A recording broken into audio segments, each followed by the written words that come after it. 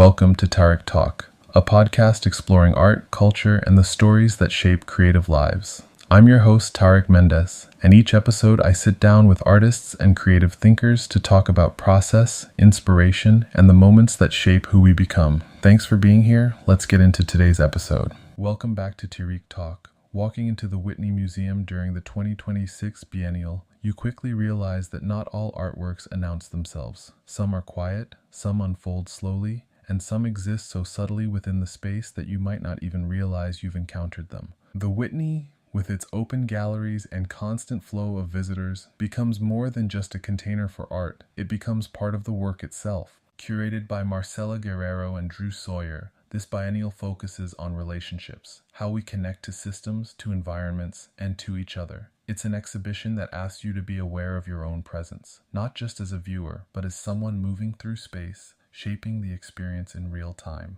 And Maia Chao's work brings that awareness into focus in a way that is both minimal and deeply perceptual. Her biennial performance doesn't take place on a stage. It happens within the museum itself, specifically in the 7th floor collection exhibition untitled America. There's no clear boundary between performer and audience. Instead, the work is embedded within the everyday rhythm of the museum. At first, nothing seems unusual. People are walking, looking at art, moving from one gallery to another, but then something shifts, subtly. A gesture feels slightly too deliberate. A pause lingers a bit longer than expected. A movement seems choreographed, but almost imperceptibly so. These are what Chao calls micro-performances. They are small, almost invisible actions carried out within the flow of the gallery. Some visitors may notice them, others may pass by without realizing anything is happening, and that uncertainty is central to the work. Because Chao is not just creating a performance, she's rethinking how we experience the museum itself. Her work is based on the choreography of viewing.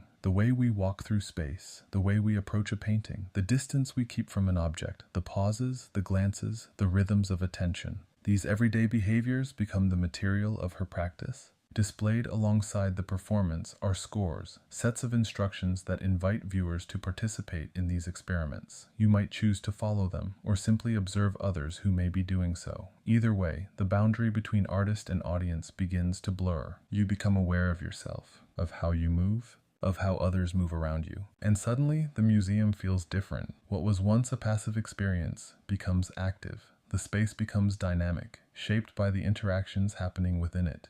Every step, every pause, every glance becomes part of a larger choreography.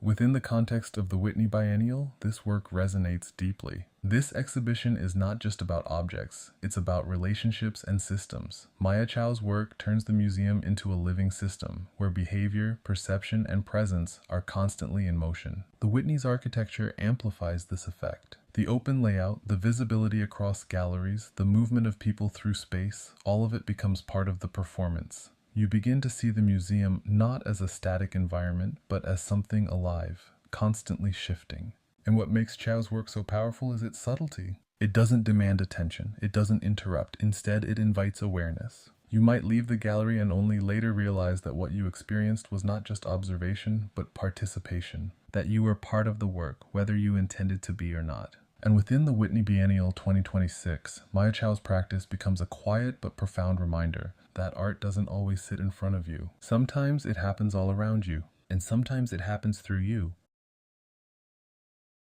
Thank you for spending this time with me on Tarik Talk. If this conversation resonated with you, don't forget to subscribe and share the episode. You can follow along on social media for behind-the-scenes moments, guest highlights, and what's coming next.